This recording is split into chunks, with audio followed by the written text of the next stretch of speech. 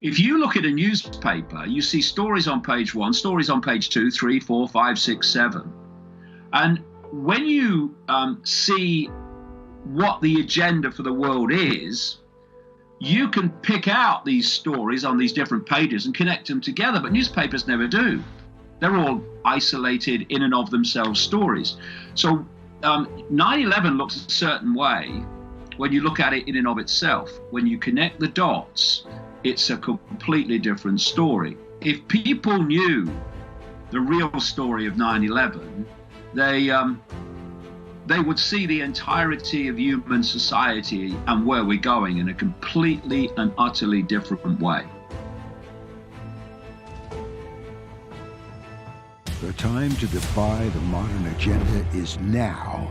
UI Media Network presents Frequency Wars, an explosive new series that examines contentious subject matter pursuing us beyond our 5 senses. This weekly series discovers the intricacies of imposing issues that challenge our daily existence and question humanity. Provocative and intriguing, we confront the issues and conflicts affecting us on a global scale and beyond. The commentary and guests will shift the paradigm and defy the status quo. What will you believe? Welcome to Frequency Wars, the next revolution. And here is your host, challenging you to question everything, Tim Ray. I am Tim Ray, your host, and actually I have a very special guest with me before we bring in our other special guest, Dannion Brinkley. Dannion Brinkley is co-hosting with me today, and I'm so excited about having you here, Dannion. Oh, thanks a lot for having me, Tim. So without further ado, Dannion, how about we bring in the one and only David Icke?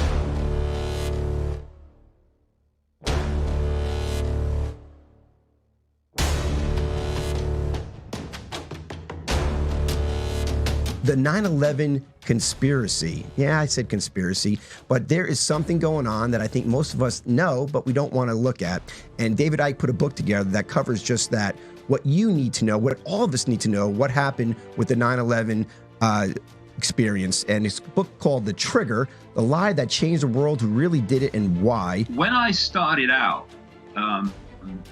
30 years ago, consciously on this journey, for the first few years, I would research information and come to conclusions. What's happened for about the last at least 25 is the conclusions have come first, and then the names, take places, information to support it have actually followed. That's the way it goes. Yeah, that was the same with 11. As soon as I saw 9/11, I thought it's a scam. The official stories are absolutely not true. And I spent 2001, what was left of it, and half of 2002, researching 9/11, anything that would move about it. And I produced a book in September 2002 called Alice in Wonderland and the World Trade Center Disaster, Why the Official Story of 9/11 is a Monumental Lie. And then about a year and a half ago, I thought, I'm going to update that book. So I started out doing it. Within 2 weeks, no. It's not going to be an update. We're starting with a blank sheet of paper and we're going again. Because the enormous amount of information that there is to connect together about 9/11 and who really did it and why is now enormous. One of the things you mentioned, of course, in your book, The Trigger, is our destruction of our Bill of Rights. And I was wondering if you could maybe give some examples that, from the Patriot Act, from the 9/11 experience, what came out of the 9/11 disaster that actually started eroding, if not destroying, our Bill of Rights. I have this phrase, know the outcome and you'll see the journey. If you know what the outcome is planned to be of where the world is being taken, then what appear otherwise to be random daily happenings suddenly become very clear stepping stones towards that outcome. And one outcome that they wanted was, 2 outcomes in relation to 9/11. One was to justify wars of mayhem, death, destruction, and conquest and upheaval in the Middle East and North Africa in terms of Libya.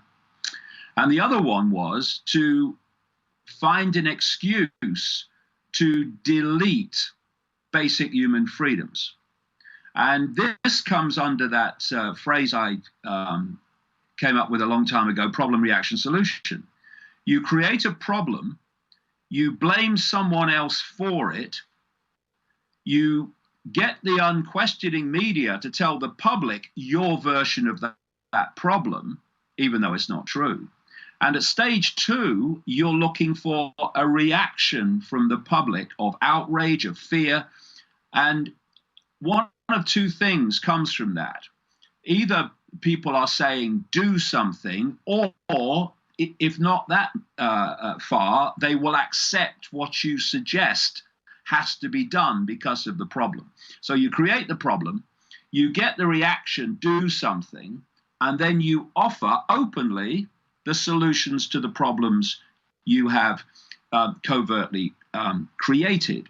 And if you look at 9/11, even on this level of deleting freedoms, immediately after the attacks, you had the Patriot Act, which had clearly been written by people before that, those attacks, and they took away basic freedoms. Now, in terms of connecting dots, here's a few. Was the head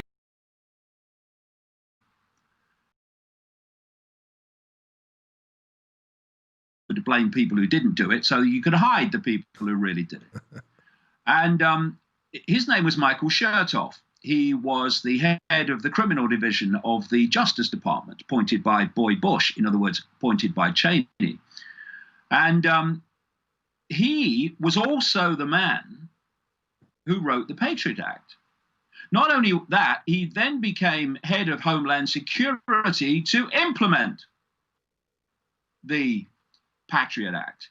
And as a result of 9/11, of course, we had the so-called war on terrorism, and that has been an ongoing justification for deleting more and more and more freedoms. And there's a technique that goes along with problem, reaction, solution that I call the totalitarian tiptoe, where you know you're going to Z, but if you go in too big a leap, people are going to look up from the game show and say, what's going on? So you go in step, it is in and of itself.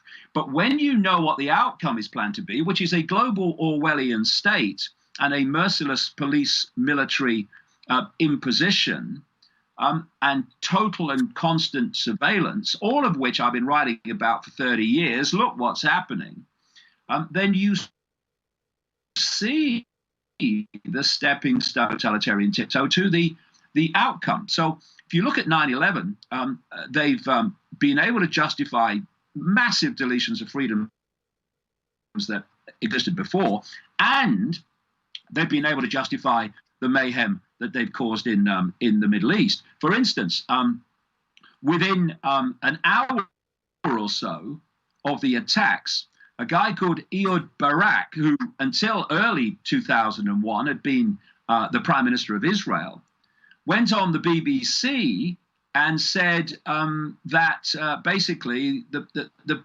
person we should suspect is Osama bin Laden, and there should be a war on terror, including the invasion of Afghanistan. So immediately you have the problem. You start naming your villain. This is very important. So there's no like, well, who did it then? Who did it? No, focus attention. This person did it. These people did it, okay? And anything outside of that, well, you know, you're talking nonsense. This is who did it.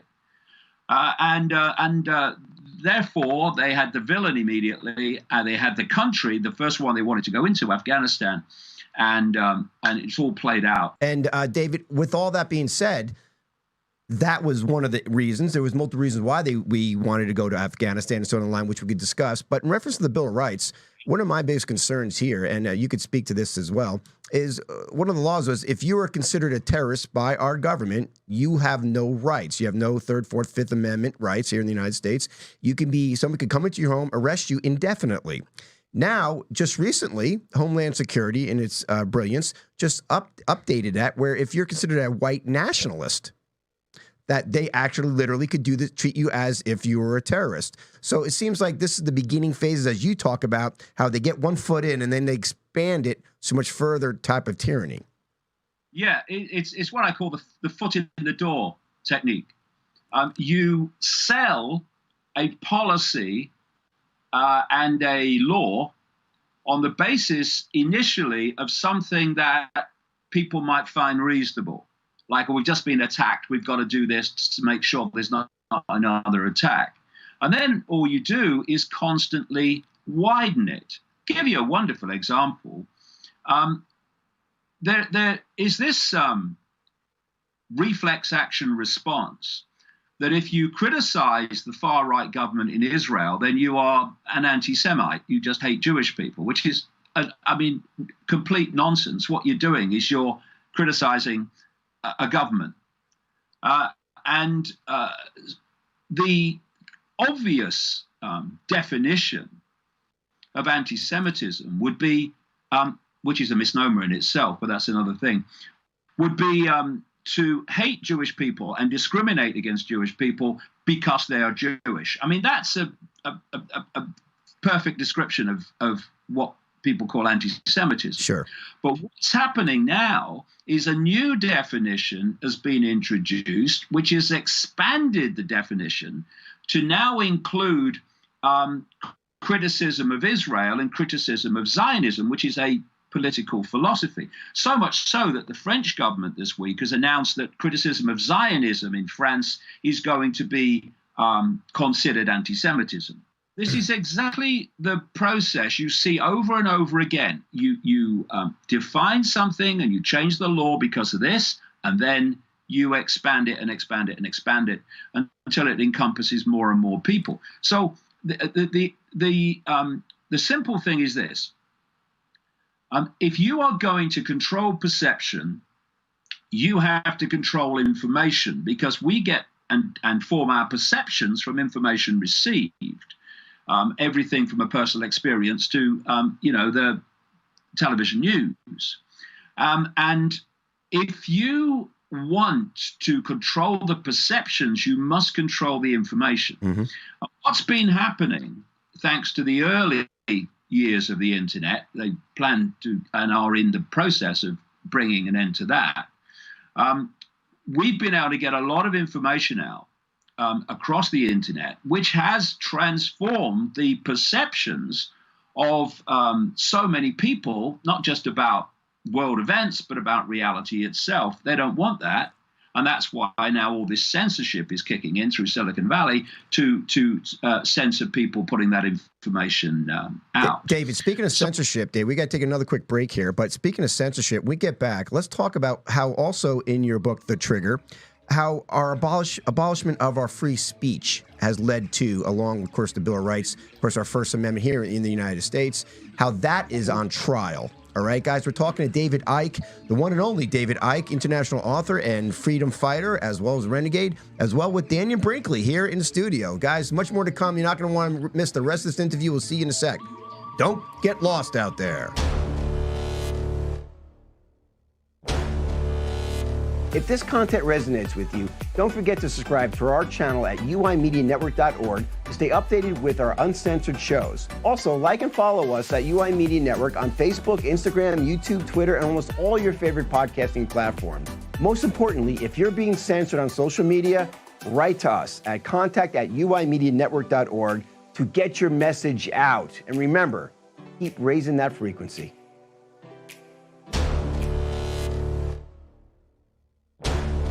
We are back with David Icke. You can reach him at davidicke.com.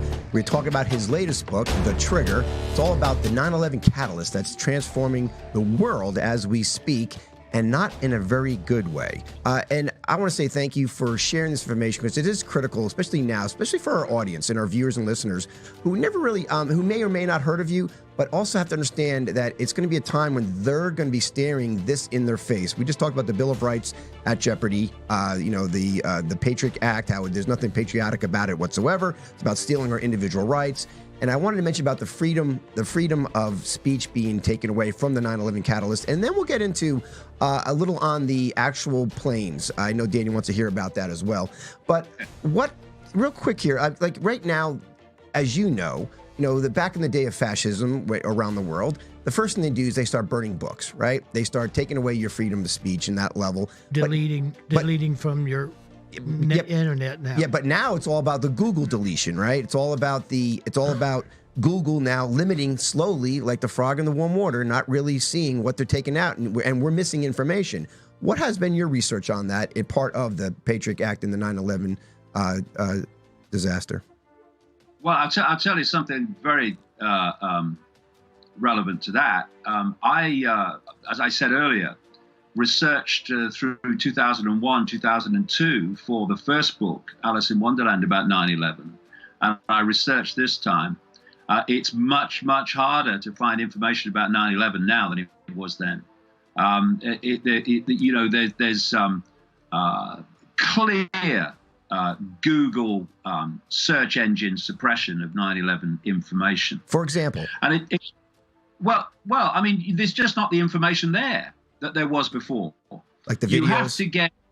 You have to get your search words perfect almost to get the information, because of course they're hiding it, so it's not on the early pages and it's much harder to find. And what you're also getting, of course, which kind of is utterly ludicrous, but it's par for the course, is whenever you go into, for instance, YouTube, and you see a video that's questioning 9/11, you are faced with a posting underneath from YouTube, which is sending people to Wikipedia to get the official story. I posted interviews the last few days with Princeton professors, experts in carbon dioxide, talking about the way that carbon dioxide is being massively misrepresented by the climate cult, which it is fundamentally. And underneath these Princeton professor interviews, you've got YouTube sending people to Wikipedia to find out about climate change. So this is how far it's gone. And it's a simple reason. When I talked earlier about know the outcome and you'll see the journey, the outcome of all this, and this is where it's planned to go, is to have a situation where no one will ever see anything in terms of information that has not been approved by the state. The global state is where they want it to go. And what we're seeing now is the step-by-step totalitarian tiptoe deletion of alternative information so that we're moving towards that position. Now, what is free speech? It's the freedom to speak. And while you've got the freedom to speak and communicate, they can never reach that situation of total control of what people see and hear. So freedom of speech, from their point of view, has to go to reach their goal. And we're seeing freedom of speech being targeted in every which way now by the Silicon Valley giants in all their different forms, but also by this woke mentality, this social justice warrior mentality, which has hijacked the left, turned it into a tyranny, which is targeting freedom of speech. They're deplatforming people. Anyone that doesn't agree with them has to be silenced. And of course, when they demand that happens to people on social media or the internet, these Silicon Valley giants and their billionaires are saying, oh, yes, we'll do that. Oh, we'd love to. Ironically, David, real quick here, today, YouTube, December 10th, is the second purging of many alternative of shows on YouTube. And that's where I think people have to realize that you're absolutely right. This is where we're going, and it's happening right in front of our eyes, although it's done very, deceitfully. Well, you see, this is the thing, you can see the world as a blaze of pixels, or you can see it as a picture.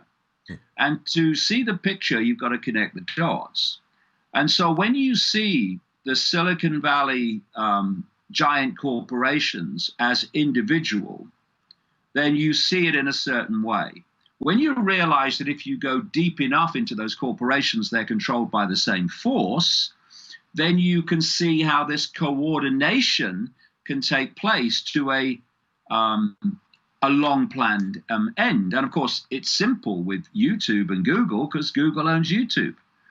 And so YouTube are moving against this information. Facebook are moving against it, Twitter increasingly, and so on. And you've got Amazon, which has been developed on one level specifically to completely hijack the book distribution and publishing market. 53% of all books.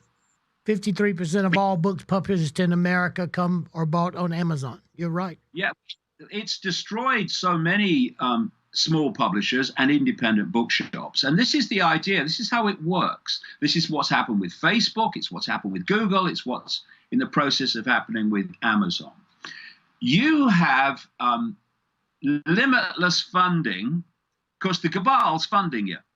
So while you're building your monopoly and getting more and more control of your market, you don't have to make a profit. Your competitors do. So they're at a fundamental disadvantage. So what you do in the early years, whether it's Amazon or Facebook or Google or YouTube, you've got to get this market monopoly and this massive market share. To do that, you have to do what people want.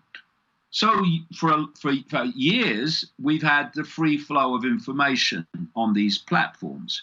Once they reach their near monopoly and they are unassailable in the way they dictate that market, i.e. Amazon, etc., that's when they say, okay, gloves off. Now we start to become what we were always planned to be. And then they start deleting people and deleting books and deleting videos and platforms and channels. And they say, well, okay, you got a problem. What are you going to do? Who else are you going to go to? There is no one else. We've destroyed them all, basically. This is the 1984 experience that we are involved in as of right now, which you refer to often too in your books, and especially in The Trigger. And we'll get into the planes. I know you covered a lot about the planes and why, and so many people are like who are not aware of that. I just want to ask one other question in reference to the outcome of The Trigger, the catalyst, how it's going to affect all of us, how it is affecting us now.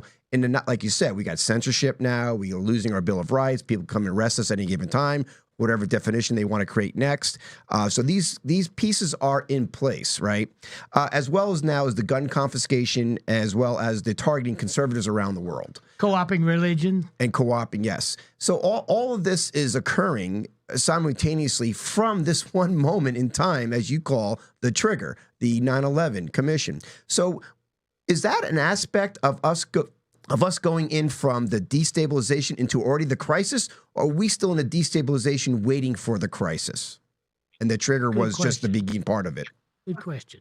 The destabilization has been going on a long time. You're referring to a former KGB agent who went to America and spilled the beans on how societies are transformed. And he was talking about the fact that you need 2 or 3 generations in the schools and universities to be controlled and indoctrinated before you start to transform society. And that's exactly what we're seeing. This woke social justice mentality, which talks about inclusivity while creating exclusivity, that talks about being anti-racist while being blatantly racist, is the product of this programming, this indoctrination, specific political indoctrination through several generations. And what happens eventually is those people that have been through that programming, and climate change is going to destroy human life, is also in that programming, which is why so many young people believe it. And then they start to come out into the adult world, and they start going into politics, like Alexandria Ocasio-Cortez, who is a classic outgrowth of this control of the education system, or what passes for it. And this is all part of this transformation of society, because they have a date period which comes up again and again, which is 2030, when they want so much of this in place. And by then, the young people they've been putting through this program machine through these generations will be the adults. And that's why they're targeting them, so that they will be pliable when it comes to the big push to introduce this full blown. So it's going on. It's going on now. And it's testament to the effectiveness of the programming that you have. Not all young people, my goodness, there's a heck of a lot who've seen through it, and good on them, because they've been subjected to so much perceptual programming. But large numbers have, the social justice warriors, etc., have. Hook, line, and sinker. Yeah. To the point where they are now, in the name of climate change and inclusivity and political correctness, demanding that the system takes their own freedom away for the rest of their life, because that's what they're demanding.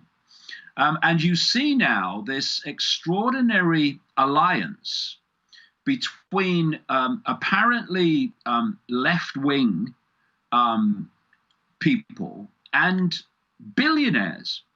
So you have George Soros as a hero of the social justice warrior woke mentality, when he's a billionaire who has said that he doesn't take any account of the social consequences of what he does in his finance, because he's just there to make money. Why would he be funding all these left of center so-called progressive groups when he couldn't give a damn about social justice? Why? Because it's all part of this perceptual programming. And what they've now got is this army of young people who are demanding that freedom of speech is taken away. It's an absolute inversion.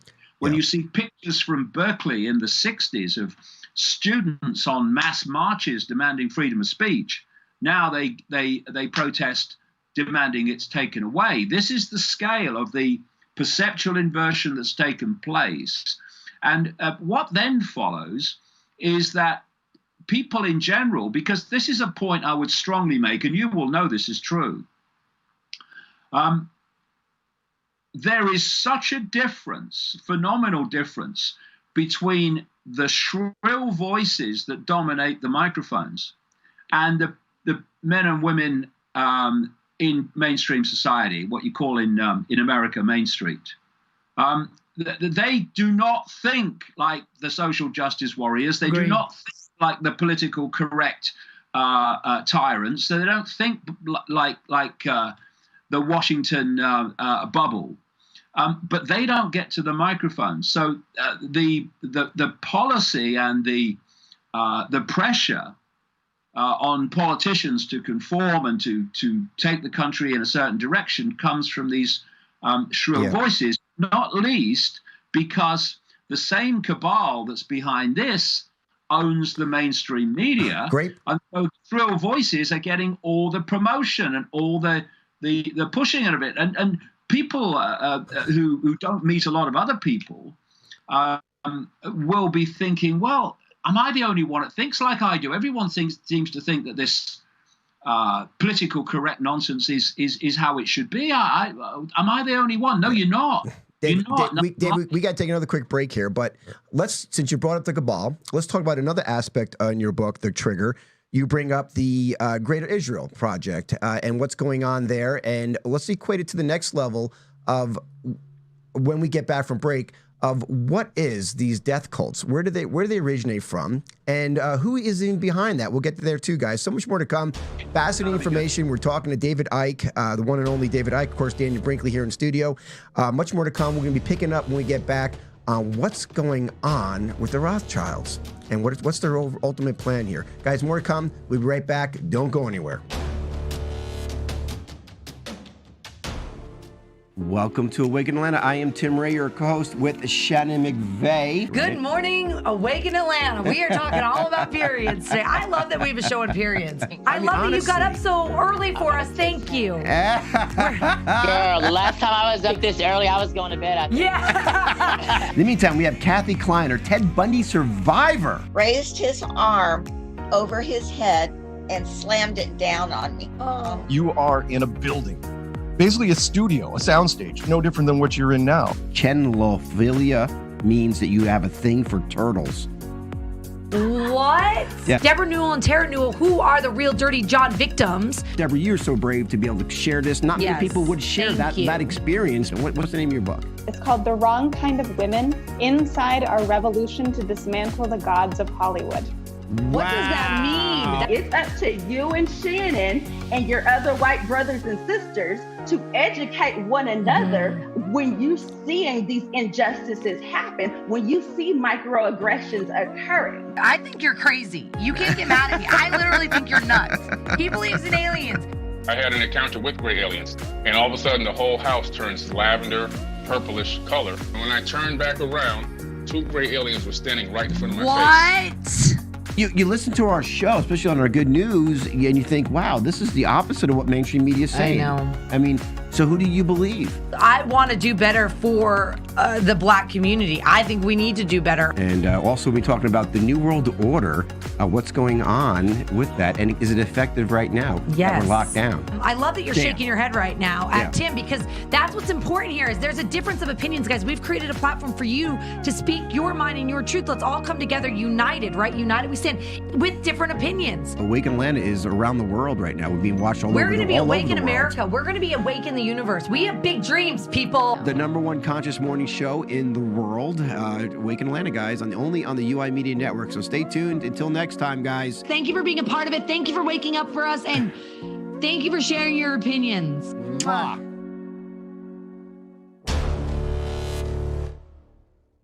All right, we are back live on air with David Icke, and we are discussing almost everything in reference to his book, The Trigger. It's about the 9/11 catalyst that actually set us in motion to a world of potential enslavement and what we can do about it. Perhaps maybe we'll talk about some solutions later on in the show.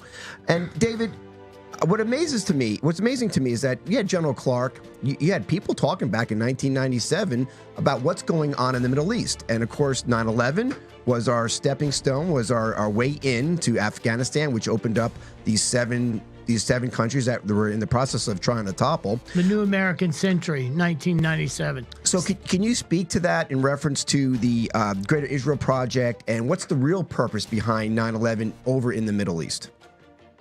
Well, let me give you a sequence of events, Okay.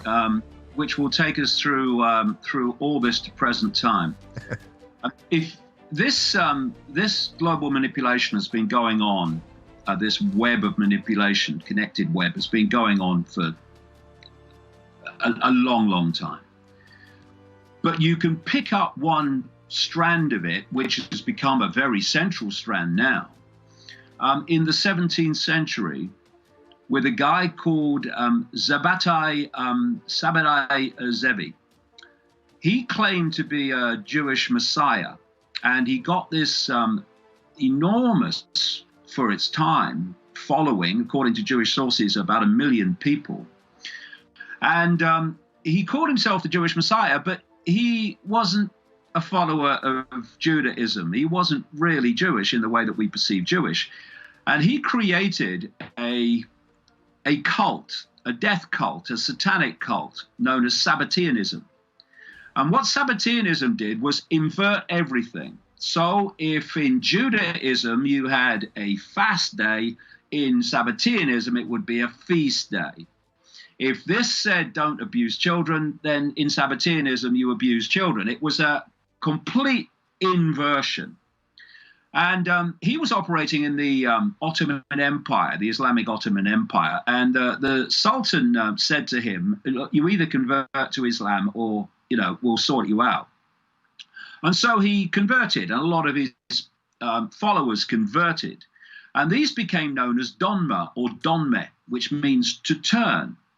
And this started a technique whereby Sabbateans would pose as one culture or one religion, in this case, Judaism, but actually be following this Sabbatian satanic cult religion.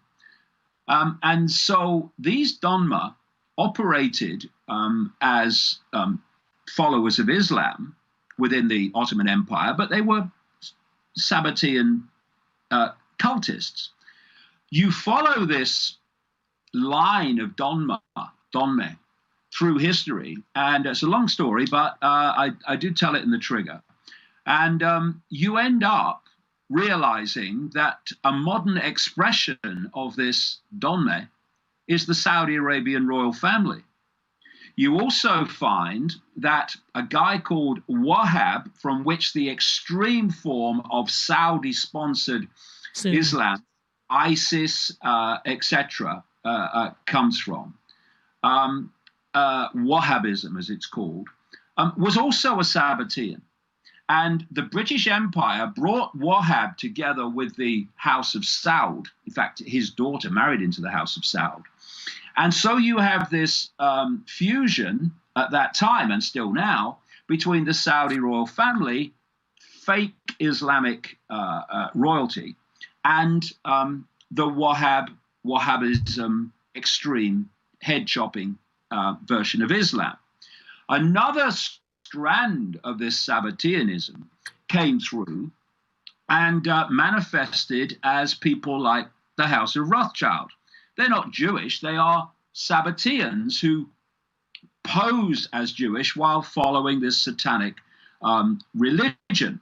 Because in the next century, after Sabbatai Zevi, along came Jacob Frank, who Jewish sources that I quote in the book call one of the most frightening people in Jewish history. He was not actually Jewish, except officially. He was another Sabbatian. He claimed to be the reincarnation of Sabbatai Zevi and of the biblical patriarch Jacob. And the cult became known as Sabbatian Frankism. And he really advanced the infiltration, Donme style, of the Roman Catholic Church. And eventually, the whole Christian Zionist movement came out of this, the vast overwhelming majority of which have no idea about the background. So this Sabbatian Frankist cult created Israel, posing as, followers of Judaism, etc., to scam the general Jewish population that they actually represented them, when actually they're a cult. And there's a chapter in the book called Atlantic Crossing, where I talk about how this cult moved in on America. And this is the cult that is protected by this expansion of the definition of anti-Semitism to stop any legitimate investigation of the cult. David, let me ask you a question. As you're watching Israel today, based on where Tim was taking us, and watching about Netanyahu and Barak, and looking at Gant and looking at what's happening, do you think that this represents the true struggle between the people who think that this Sabbatianism is coming to an end, or they're fighting against it? Because when you watch what's happening in Israel and what's going on between the ruling powers, it's quite a mess that's going on, and it always seems like it's some kind of conflict about who's right and who should be, and elimination or taking back control, those kind of issues. What you have in this Sabbatianism is the core that's running it. And as you come down from that central core, that peak of the pyramid, if you like, then you've got representatives of it that do fight among themselves. They do want power, and they do want to be at the top of the greasy pole. But this is always controlling that. So what's going on in Israel at the moment, this tussle between Netanyahu and this guy, Benny Gantz, in the outcome, it will be basically the same. And of course, the kingmaker is this guy Lieberman, who's so far right he meets himself coming back. So let me just give you a little sequence on the basis of what I've just described, because this Sabbatian Frankist cult moved in on America. It infiltrated the CIA and these agencies. It infiltrated the Pentagon. It infiltrated and massively funds American politics. It's the cement that connects, like Mossad in Israel with the CIA, etc. Here's a sequence. In 1979, the so-called father of Israeli intelligence, a guy called Issa Harel, of Mossad fame, etc., and Mossad and Shin Bet, the domestic intelligence agencies in Israel, is a Sabbatian Frankist front. And this is why Epstein was connected to Mossad, and why his madam, Ghislaine Maxwell, was the daughter of Bob Maxwell, the newspaper publisher in Britain, who was a Mossad agent. I mean, it all connects. The tentacles go everywhere. So here's the sequence. 1979, Issa Harel told an American journalist that he believed that there was going to be an Islamic attack on New York's biggest building. The same year, 1979, Benjamin Netanyahu established or held a conference in Jerusalem, attended by Father George Bush, about the need for a war on terrorism. And in 1984, he had one in Washington of the same, with all the big wigs of the Republican Party, etc., and the Democrats there. He wrote a book to Netanyahu calling for a war on terrorism. He became prime minister eventually, and in 1996, a guy called Richard Perle, who's very, very much connected to the Pentagon at the time of 9/11, fronted a group of ultra-Zionists to produce a document for him called A Clean Break, basically how to secure the realm being Israel. And this Clean Break document in 1996 called for as much inter-Arab conflict to be generated as possible. It called for Saddam Hussein to be removed from Iraq, and so forth, for Syria to be targeted. And then a year later, the same Richard Perle in America was one of the founders of what you mentioned earlier, a so-called think tank called the Project for the New American Century. This was co-founded by two ultra-Zionists representing Israel, called William Crystal and Robert Kagan. By the way, Robert Kagan's wife is called Victoria Nuland, and she oversaw the coup in Ukraine, much of the background of which was funded by George Soros. This world is very, very, very small when you get to its core. So the following year, the Project for the New American Century, which had among its number in 1997, Dick Cheney, who would be 9/11 de facto president, vice president officially. It had Donald Rumsfeld, who would be 9/11 defense secretary. It had Paul, who would be Pentagon deputy defense secretary. It had Dov Zakheim, who was the comptroller of the Pentagon at the time of 9/11 and oversaw the entire budget. John Bolton, still around, trying to bomb anything that moves. He was involved in it as well. The following year, this crowd, 1998, wrote to Bill Clinton urging him to invade Iraq and remove Saddam Hussein. In year 2000, the Project for the New American Century, this crowd, produced a document calling for American troops to fight multiple theater wars in the Middle East and elsewhere to remove regime change a series of governments and leaders. So these David, we got to take one more break here. Listen, sorry about that, but with great information, what you're sharing is this cabal, this interconnected woven network that is satanic driven. And when we get back from break, we can pick up where you left off. But I do want to discuss what is the satanic agenda and this Luciferian agenda. Why is this tied into? And perhaps we can explore a little bit what that means, this death cult, and what they actually do, because I would like to find out, once and for all, David, who's behind this satanic occult? Does it go any higher than that? Where are we going with that? And guys, we're talking to David Icke, the one and only, here live on the UI Media Network. I'm Tim Ray, your host, sitting next to my co-host, Daniel Brinkley. We have so much more to come to. Satanism up next, so stay tuned. We'll be right back.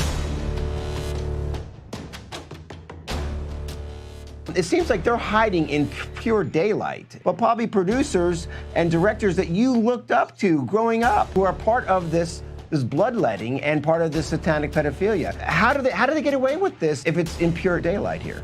The reality is that these people have put their symbols, their energetic frequencies in all of society. And the television is the most powerful weapon that they have in order to program us. That's why people don't see it, mainly because they're programmed at a level to accept everything that they see on TV. Hollywood, you guys think of the celebrity culture, which is what they want. Hollywood is the media industrial complex. It controls vast amounts of information that you consume on every level. None of them are talking about this issue about children and human trafficking. None of them. It's all the stuff that we're watching on television right now is pre-planned and picked for us. All the stuff that we're seeing on TV, all the programming of your children is run by people who do this to kids. We are just kind of trotting through this whole thing and thinking, well, you know, I'm watching television and I've got my show and I've got my own life, and that's not my problem. But it is your problem because they're coming after all of your kids. All of them are coming after your kids. This is a child abuse system. They're doing this to kids for vibrational energy that they're harnessing from children in the blood and the adrenochrome. They fracture the minds of their kids, and they are wanting to destroy and spiritually murder that child. Sheriffs that I talk to, police officers know that child abuse is everywhere. It's not in poor or middle class. It's everywhere. It's in the wealthy as well. I came from that. I came from wealth, and I was sexually abused as a child. That's why I understand this more probably than a lot of other people. It robs you of your childhood. It takes your love away. But it's really how we respond as a human family to this that is going to truly define where we go from here. We need to eradicate child abuse, reduce its reach and its cost every possible way that we can think of.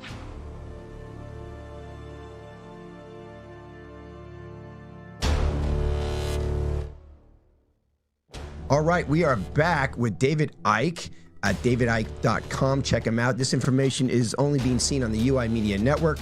I'm sitting next to Daniel Brinkley. And before we get, David, into the Satanism and what that really is about, what that means, I do know, like in your book, The Trigger, your second book on the 9/11, I'm going through the advancement of not getting lost on most people that we know in our circles, especially who are viewers and listeners. However, is there certain particular people that it who flew into these planes and took them down, that there was something beyond what we know in the mainstream media? Well, I'll come to that. I just want to finish that sequence because it's very, very important, because it shows that 9/11 was done for a reason. All right. And shows so New American Century produced a series of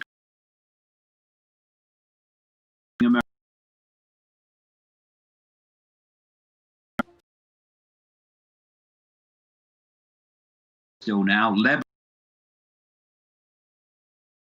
change events you can see that General Clark was very open about that. Yeah, General Wesley Clark was speaking on a Democracy Now! Television program in which he describes how he was told all that later, but it was in the document. And so you then had in this document something crucially relevant to 9/11. And that is, it said that this process of transformation that this group demanded using American troops, in other words, of these regime changing these countries, would be necessarily slow, absent, this was the quote, absent some catalyzing or catastrophic and catalyzing event like a new Pearl Harbor. Literally. This was in September 2000. The people that wrote that document came to power with Bush in January 2001. And 9 months after they came to power, America had what Bush called at the time the Pearl Harbor of the 21st century. And as a result of that, 9/11, the sequence of. Now, what makes that connecting into this this cult, this Israel connection, is that, as I show in the trigger, the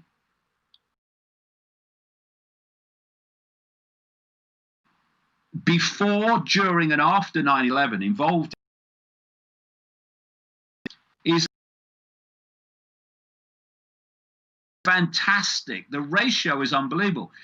The number of Jewish people in the world is 0.2%. In America, it's 2%. And that what I'm talking about with this cult is a tiny, tiny fraction of that 0.2%. And they themselves are not practicing Judaism. They hate Jews, actually. It's an inversion of Judaism, this cult. And so you had all these different areas before, during, and after covered by ultra-Zionists, and including Michael Chertoff, who oversaw the whole of the non-investigation. The person running the 9/11 Commission that covered the whole thing up was Philip Zelikow, ultra-Zionist.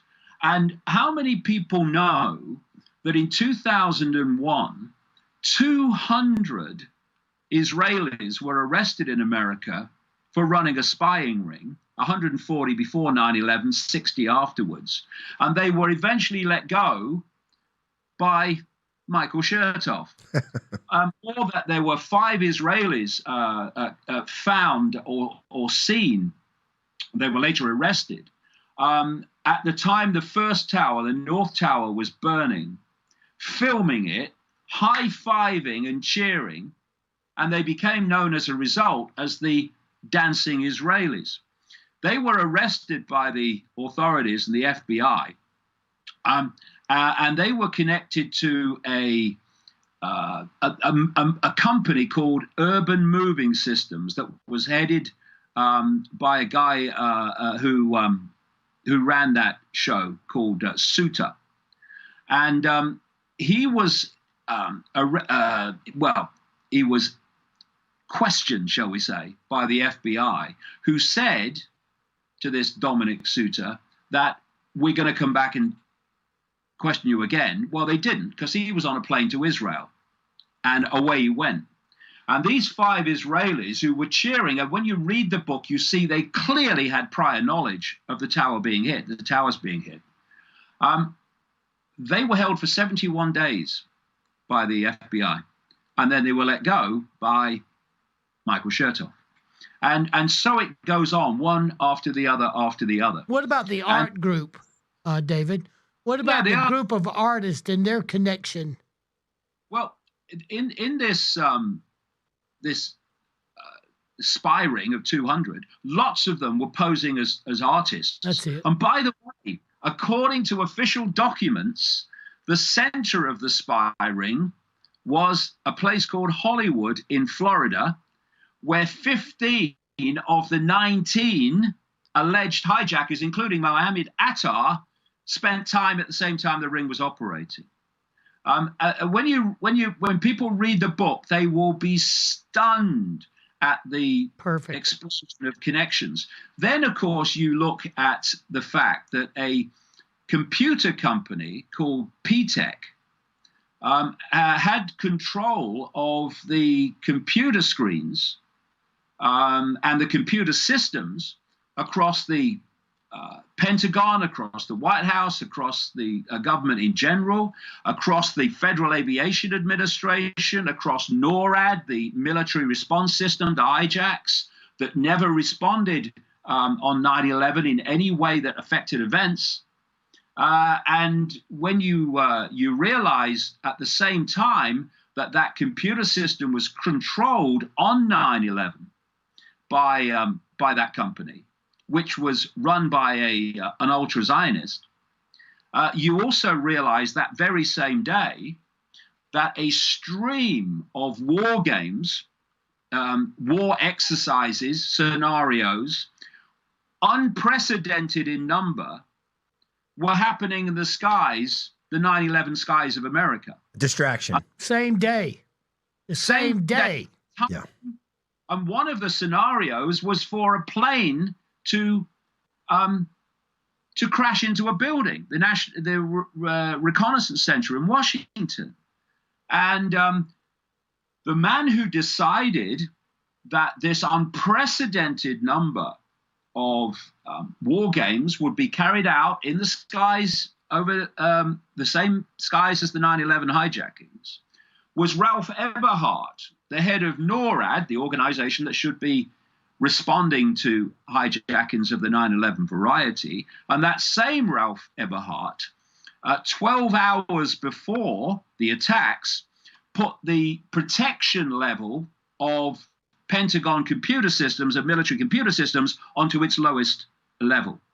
And what you see if people read the book is that not only did the NORAD screens and the FAA screens of traffic controllers have the planes that were flying, including the 9/11 planes on the screens, they had lots of simulated planes and war game planes, because of anyone taking part in a real plane in the war game, then air traffic controllers needed to know where it was for safety reasons.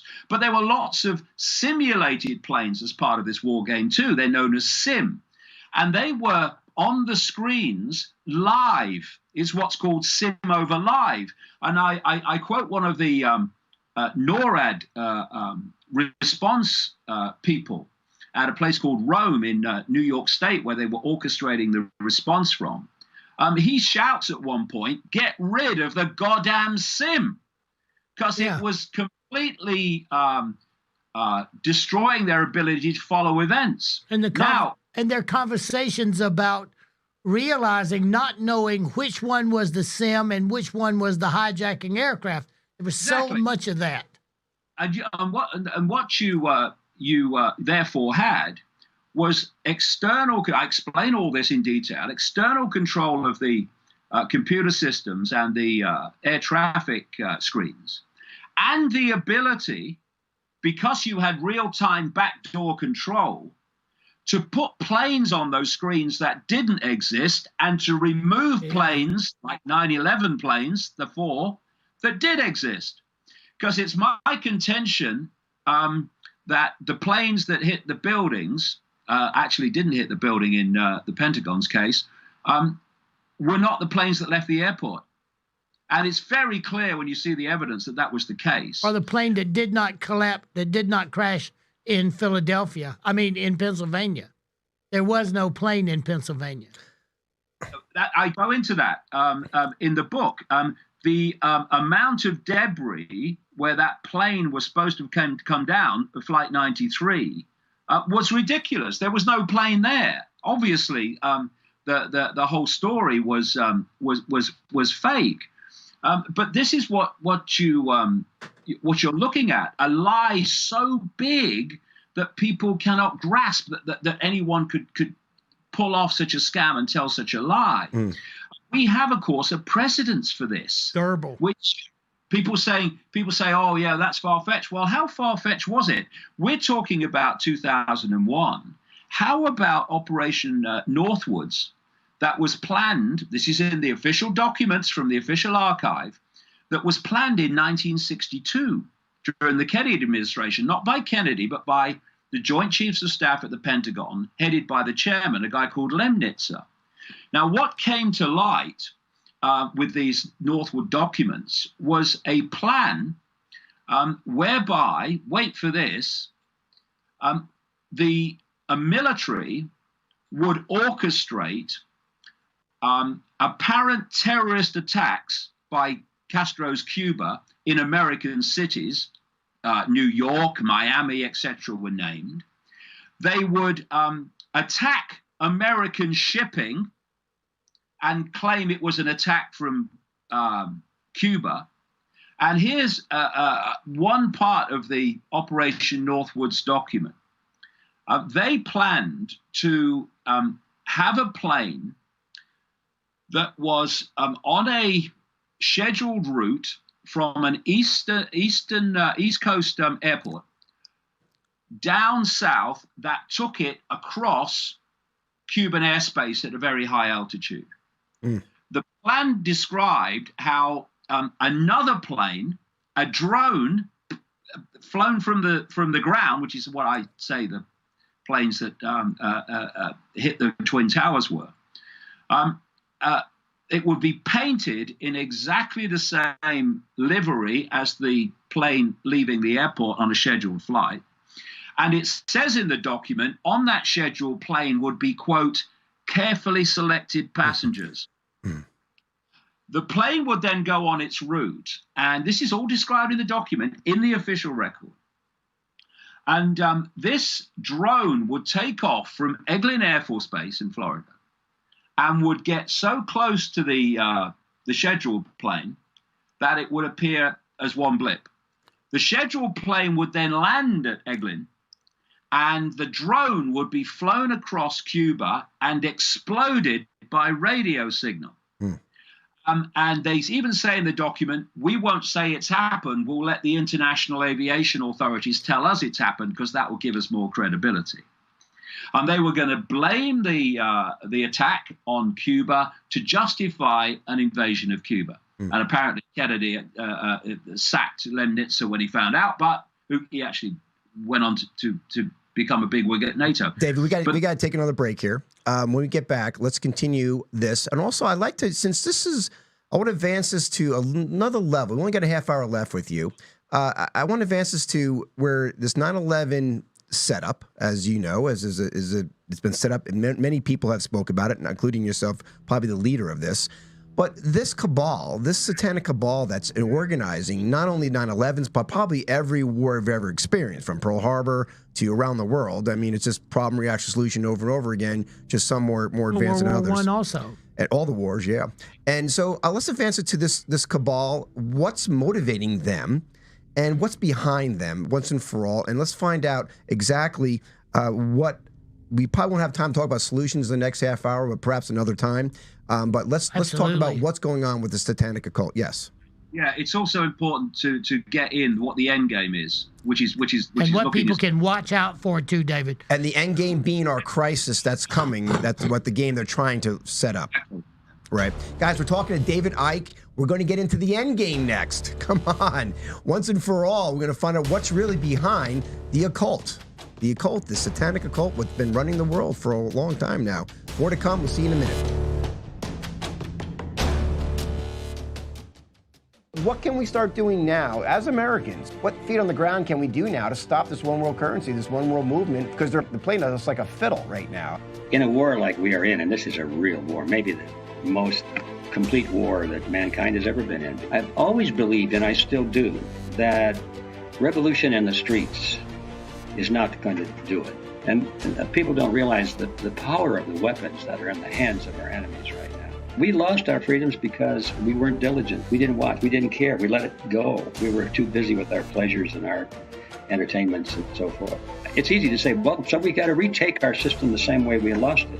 How did we lose it? Well, we lost it organization by organization by organization. We lost control of the political parties. We lost control of the schools. We lost control of the media and so forth. That's how we have to take it back. Easier said than done. How do you take it back?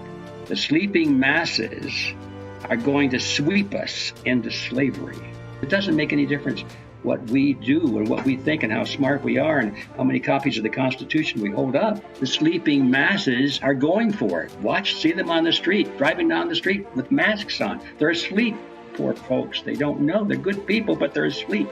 So now I come to my point, which is, what do? We don't do anything realistic to save our liberty and restore the system and move beyond until we can awaken the sleeping masses.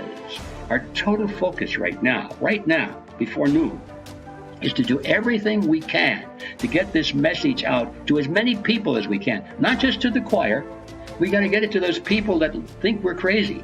We have to design our message and our efforts so that we reach the sleeping masses and wake them up before noon.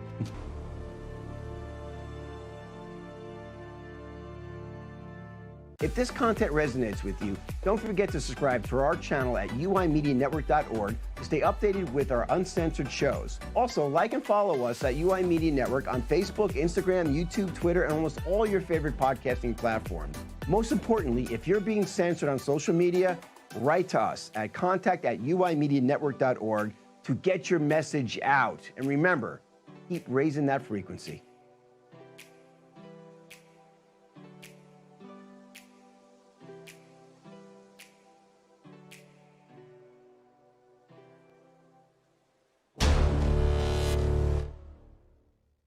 All right, we are back with David Icke, the one and only. He's a not only international author, but we've been talking about his book, his latest book, I should say, The Trigger, The Life That Changed the World, Who Really Did It and Why. And we're leaving off on advancing to another level of the people behind this. And we could give specific names like you have listed with the, Rothschilds and the defense secretaries and all the people involved in 9/11, the Bushes.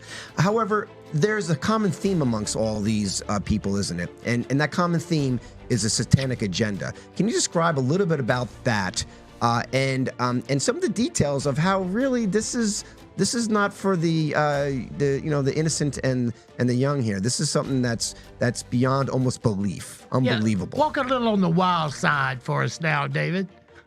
I'll go very much on the wild side. Now you're talking.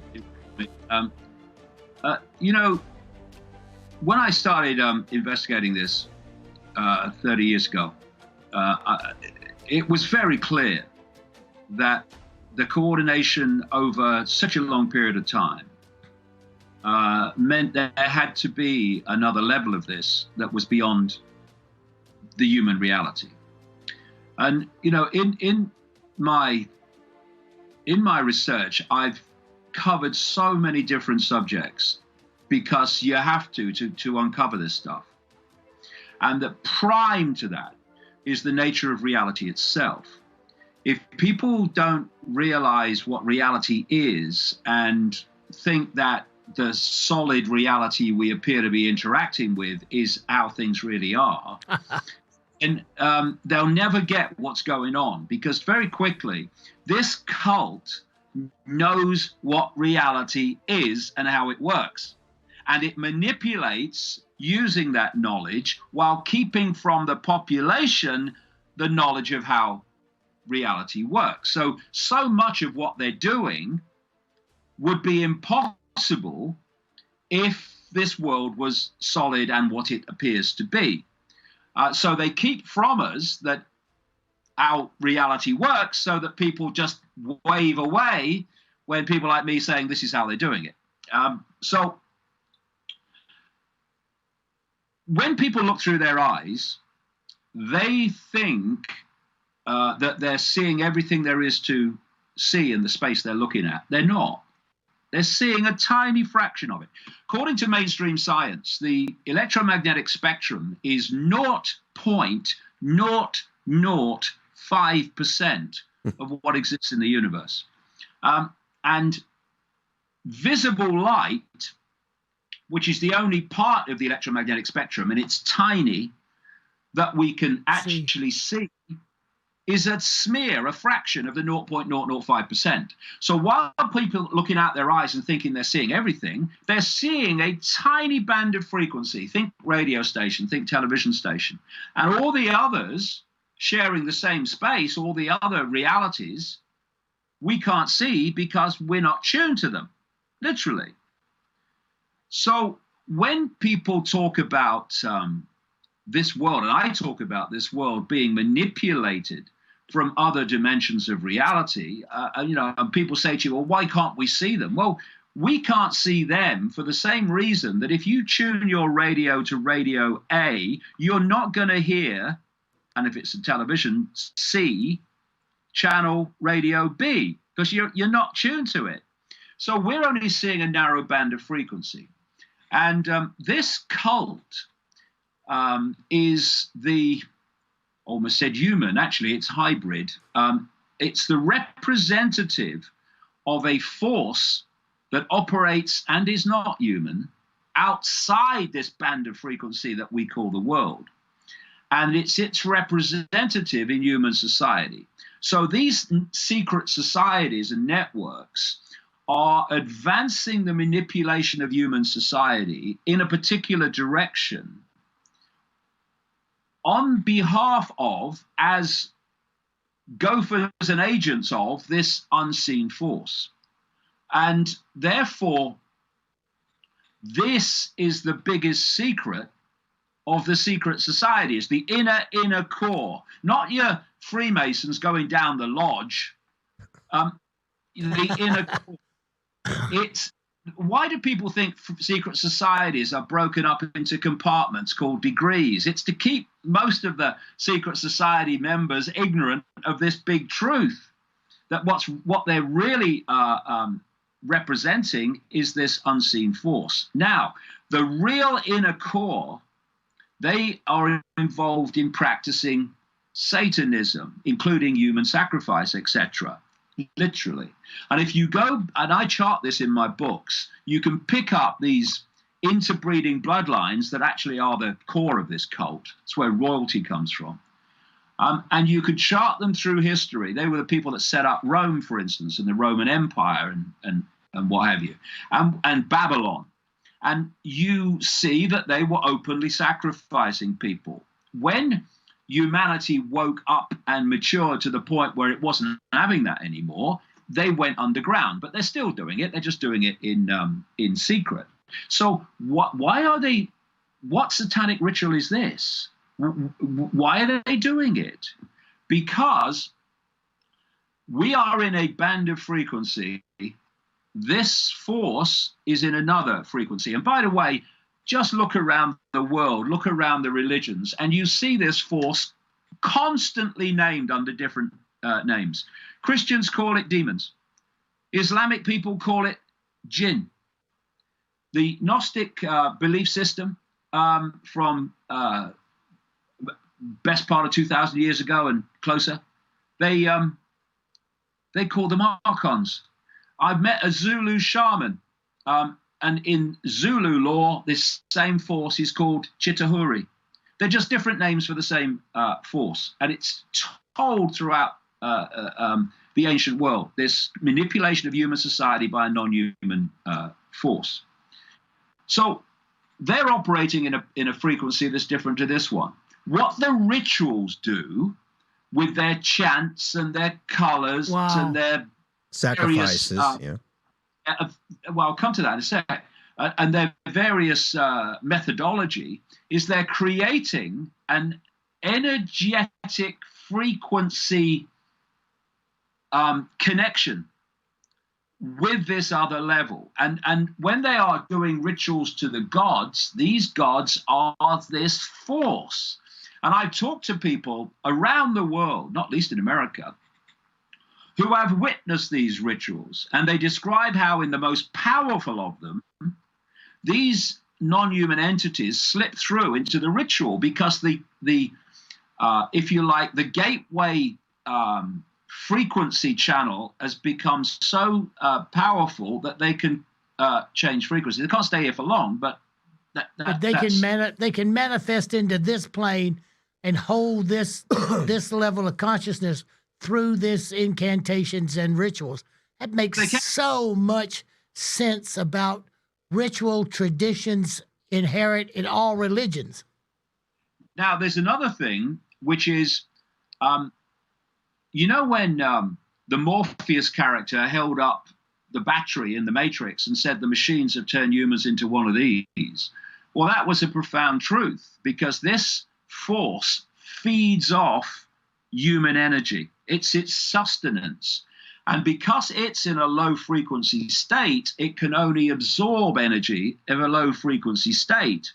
And so they have structured human society to generate maximum fear, maximum depression, maximum anxiety, maximum resentment, maximum hatred, maximum regret, maximum guilt, because they are the frequencies, the emotional frequencies that we give off energetically, which they absorbed.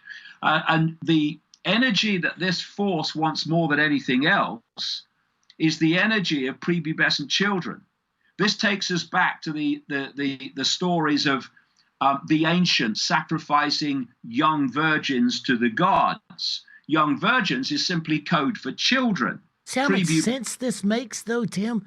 It makes so much sense when you look at it in the overview, David. And when they're sacrificing a person or a child, sickening as it is to even think about it, the terror that they're giving off is being absorbed by this non-human force outside of human sight. This is sacrifice to the gods. This is what it is. David, can these entities be considered the fallen in the Bible? Listen, the fallen angels in the Bible were just describing this force. And it also describes how the fallen angels interbred with the daughters of men, creating this Nephilim ruling group. Yeah, this is what the people running our world within our world in the secret societies are. They're the Nephilim.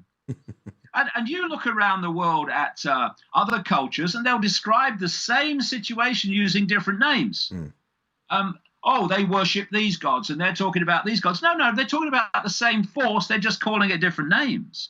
This is how.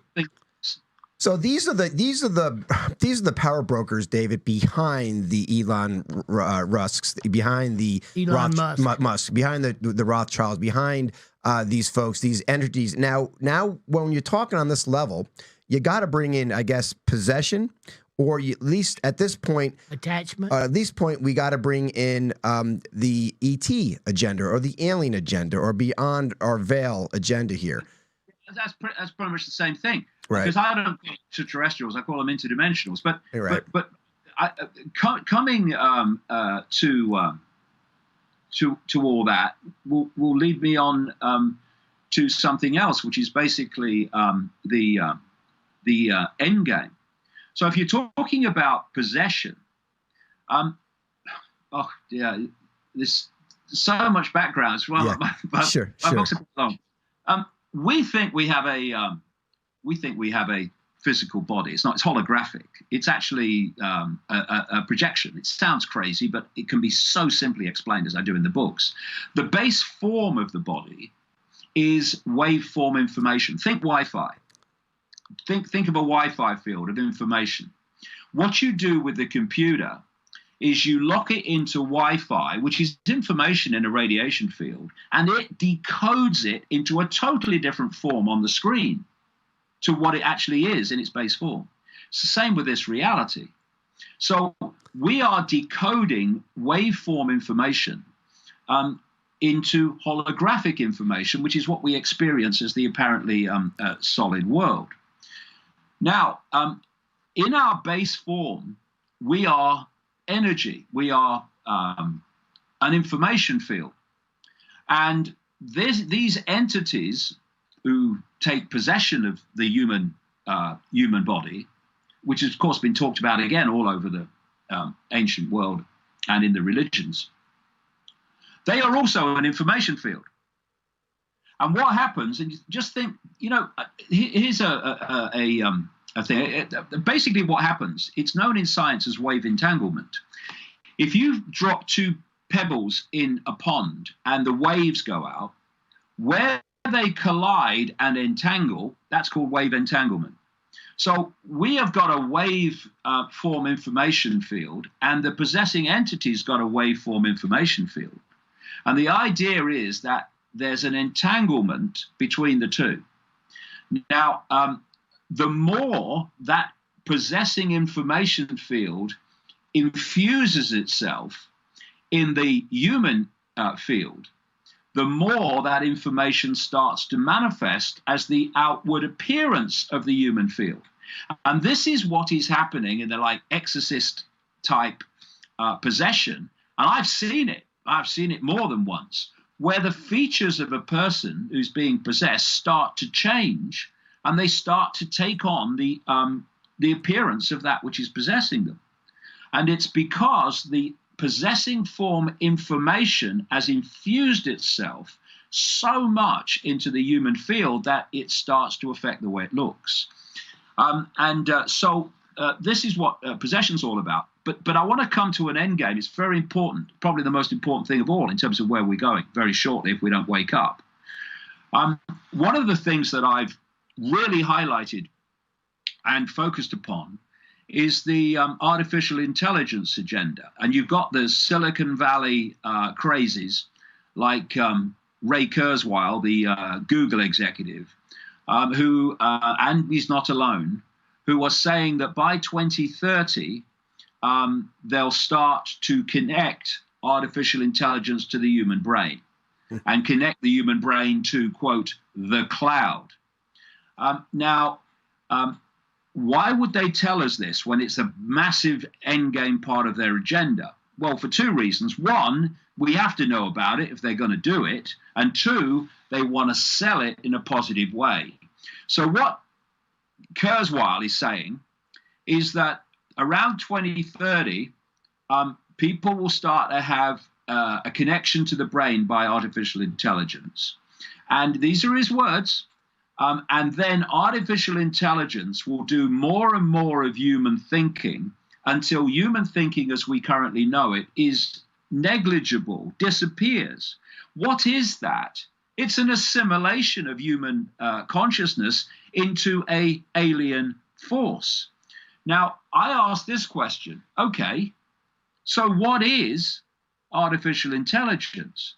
Yes, at one level it's algorithms, another level it's what they call learning AI and all this stuff, but what is it in its most important state?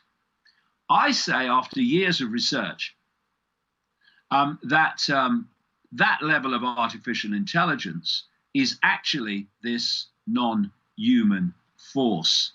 And what we're being manipulated to do by this, get them addicted to smartphones that they hold, then move on to things on their bodies, and chip then implants, go inside the body with the chips. It's already happening, and get them connected to AI.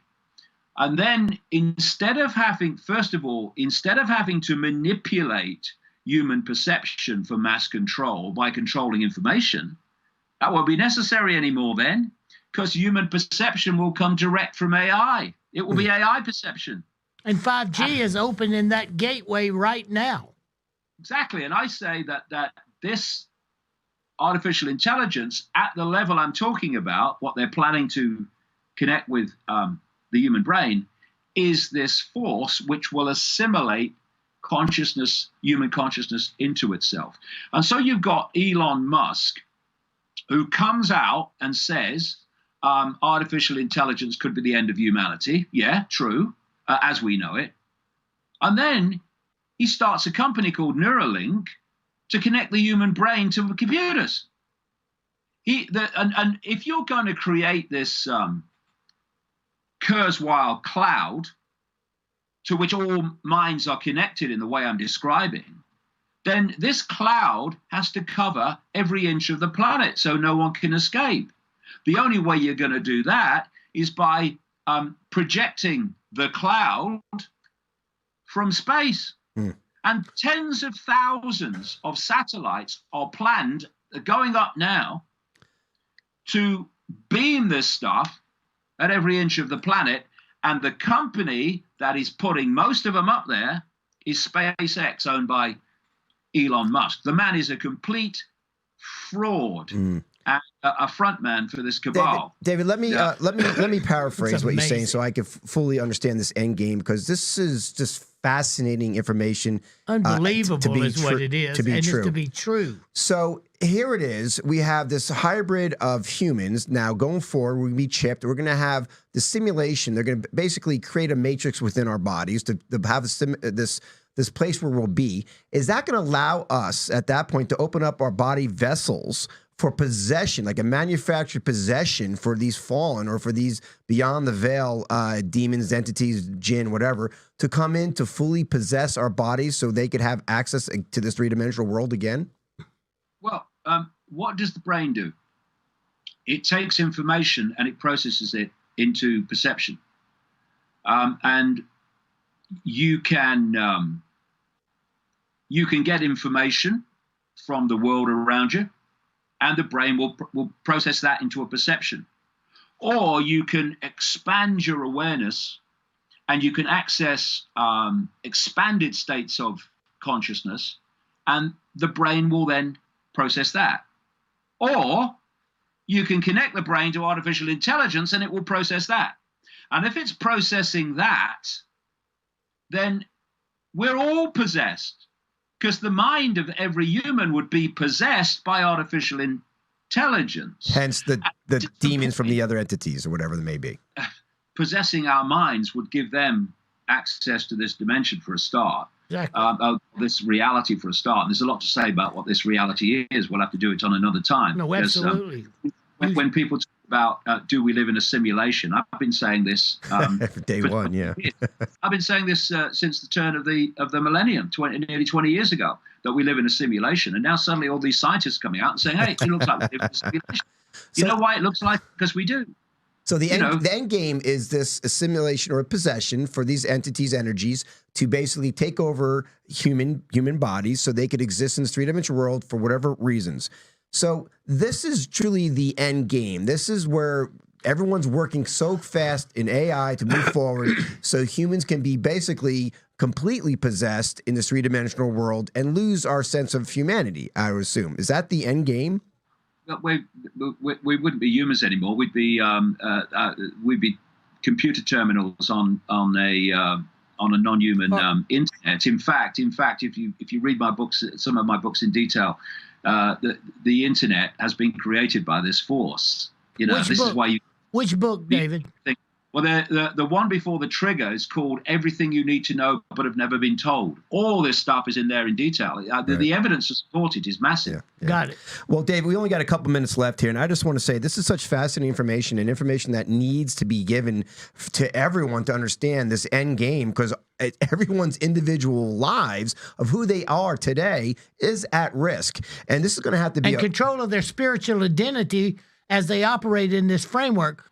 We can be experiencing through the body, and we can be limited to, if you like, 5 sense reality, or we can open our minds and access vastly expanded levels of consciousness. The idea of the AI connection is that to make sure that expansion of consciousness can't happen anymore. It's controlled. That's the end game. To keep a spiritual being operating in this three-dimensional reality from experience a divine connection, which is part of the greatest growth cycle that we could ever encounter here in this dimension. And they're using that to allow themselves to control and manipulate their goal instead of allowing us to unfold the way we should. To keep us, David. To keep us as batteries.